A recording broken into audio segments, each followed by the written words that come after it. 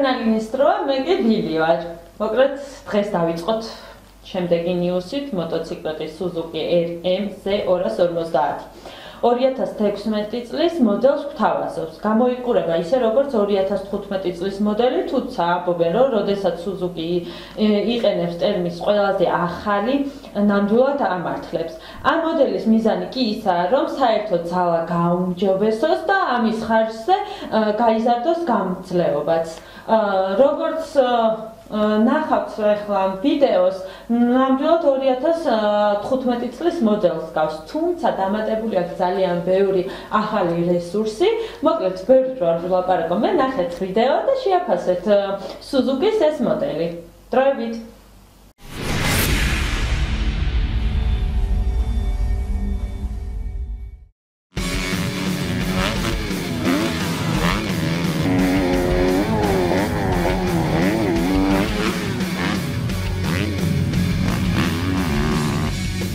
First glance, the 2016 RMZ 250 might not look all new, but it is.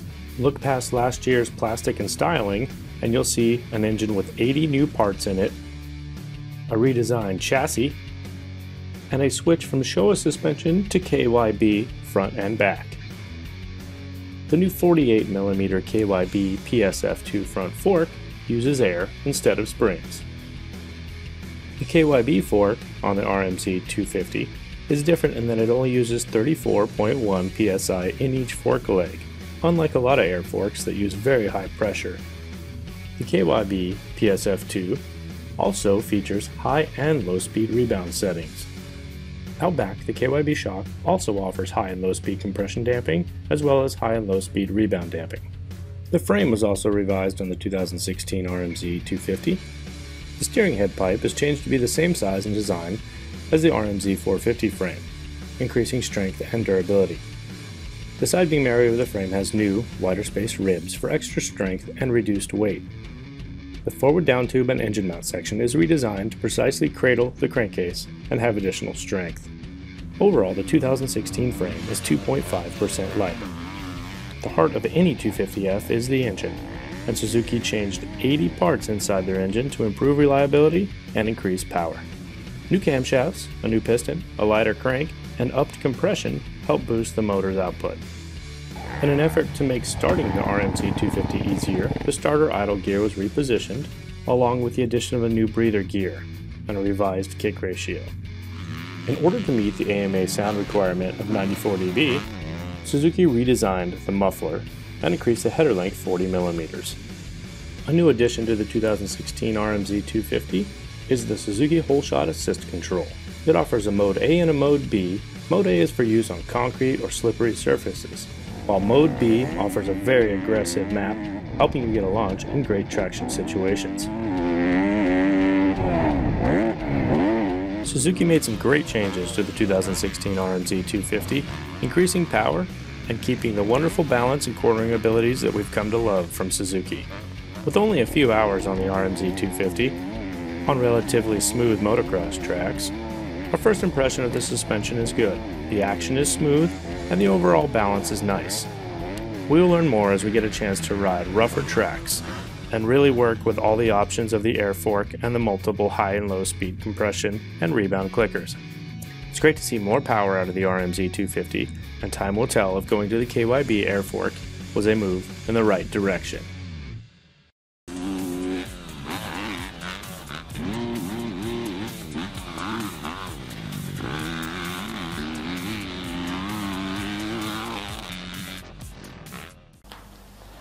დავბრუნდი ვიდეო რგოლის შემდეგ, როგორ მოგეწონა, იმედია მოგეწონათ Suzuki-s ეს მოდელი.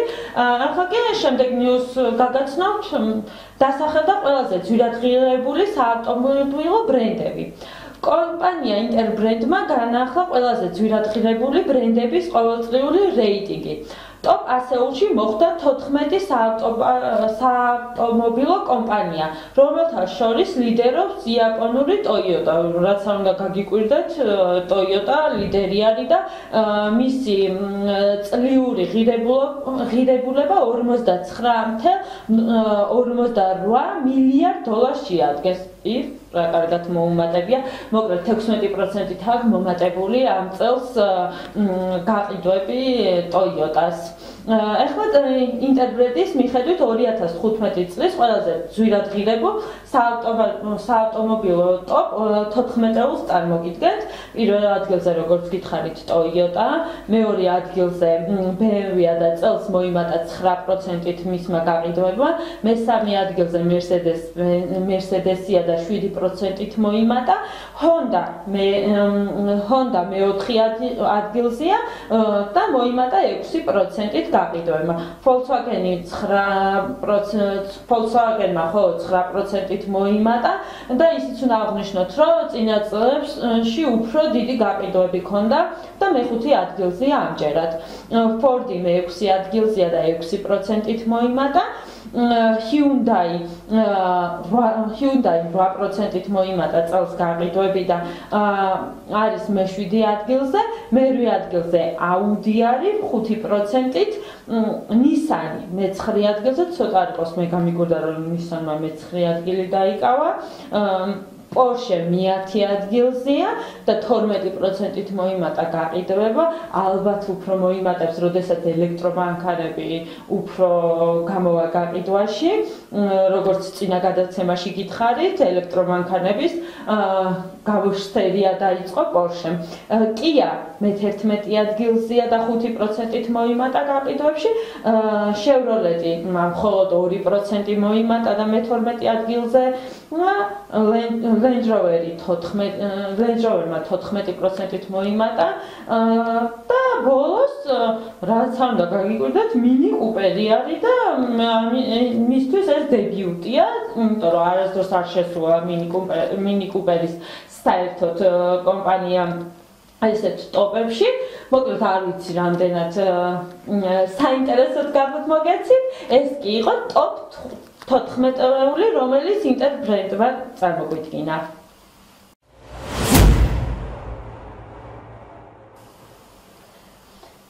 Gelänwagen ალბათ ყველასთვის საყვარელი და თანაც სადაო მანქანა, ვინც არის ეს არის Mercedes-ის ფილმის და ზოგი ამბობს რომ ძალიან ლამაზია, ზოგი ამბობს უიმე რას დგამს, რეალურად ძალიან მიმზიდველ მანქანად არის აღიარებული.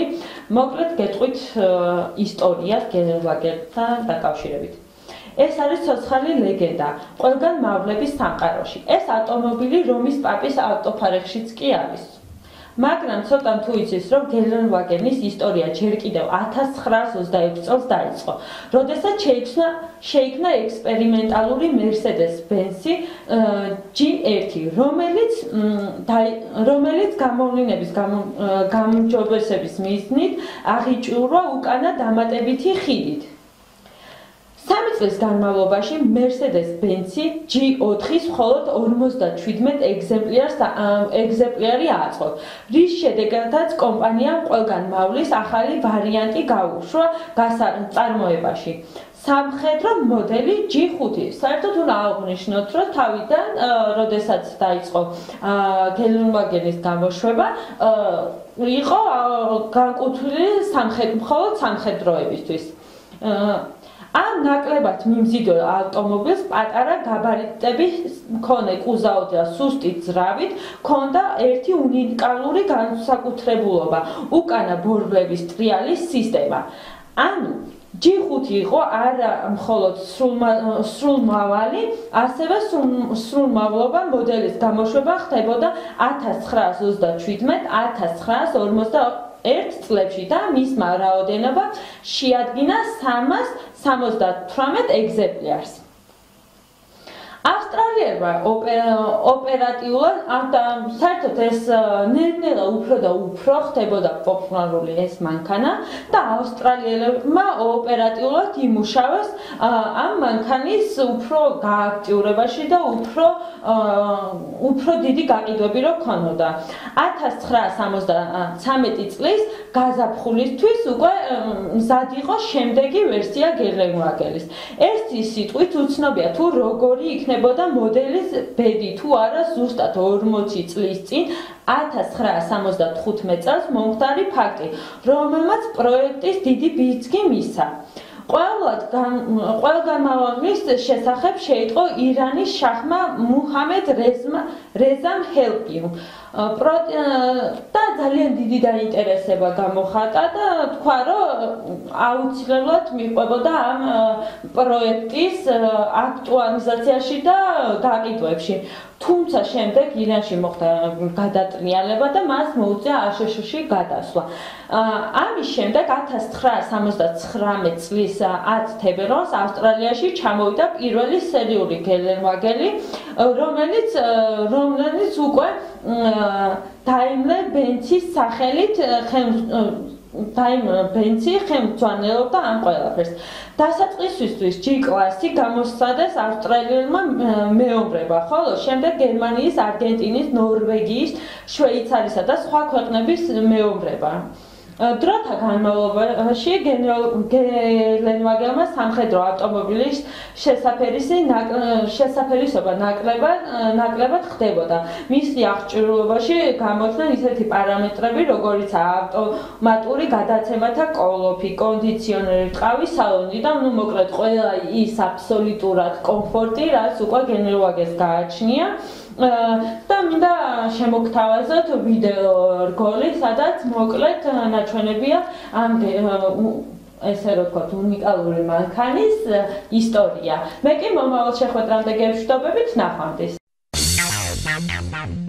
In February 1979, Mercedes-Benz dared to tread an unfamiliar terrain. Developed in cooperation with the Austrian Steyr-Daimler Puch Corporation since 1973, the G model was possibly the most versatile Mercedes-Benz passenger car ever, but above all, cross-country suitable. The model choice of the G range originally included 4-engine and 5-body variations. Aside from an open car with a short wheelbase, a station wagon and 2 van versions were available.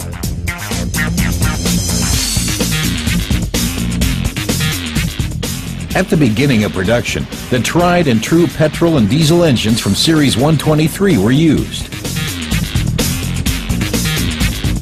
Over the years, this star-bearing trekking vehicle was modified numerous times, which particularly benefited the engines.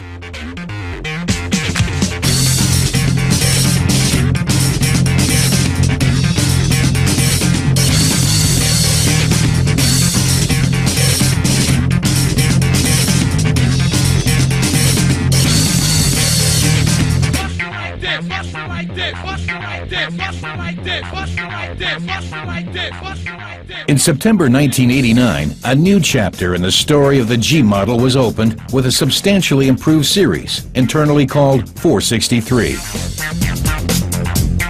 This new off-road vehicle impressed many with its modern design and comparably comfortable interior.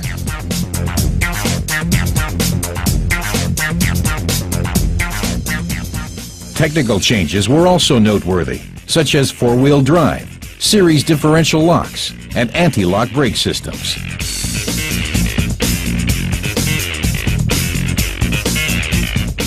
Apart from the modified engines of Series 460, 2 new 6-cylinder motors powered the vehicles, a diesel and a gasoline, both with a 3-liter cubic capacity.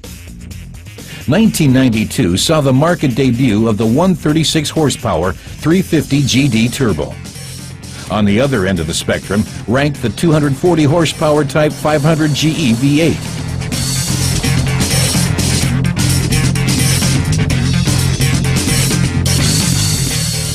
Type designations were adapted in 1993. The G was put in front of the 3-figure number. The brake is... Another new addition was the Type G320, generating 210 horsepower. In 1996, the G300 turbo diesel superseded the G350 turbo diesel. In contrast to its predecessor, the new diesel model was issued with a 4-valve turbo engine and intercooling. 1997 brought some more substantial revamping. The new cabriolet was provided with an electro-hydraulic operating soft top. The G320 was bestowed with a newly developed V6 engine. And all models from range 463 were supplied with rear disc brakes. In April 1998, the new top model had its premiere, the G500, with a 300 horsepower V8 engine. Amongst the standard specials were air conditioning and leather upholstery.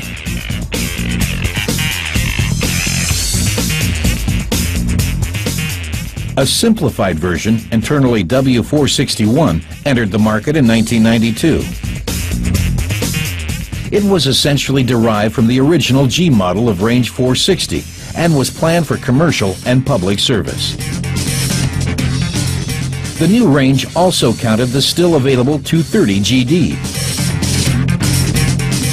Optional bodies were station wagon and van on a longer wheelbase.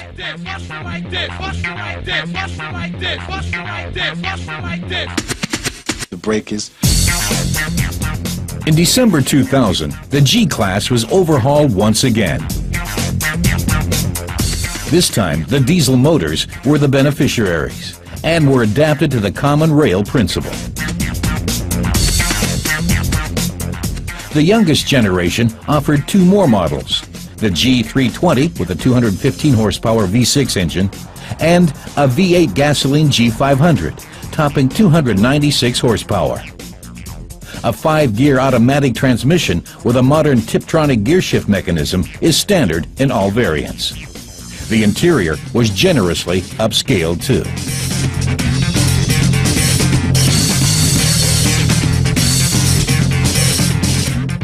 A cabrio with electric folding top and station wagons with 2 or 4 doors are also obtainable.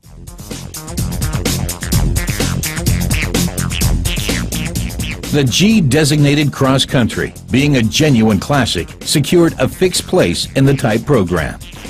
Thus, production also continued after the successful introduction of the M-Class.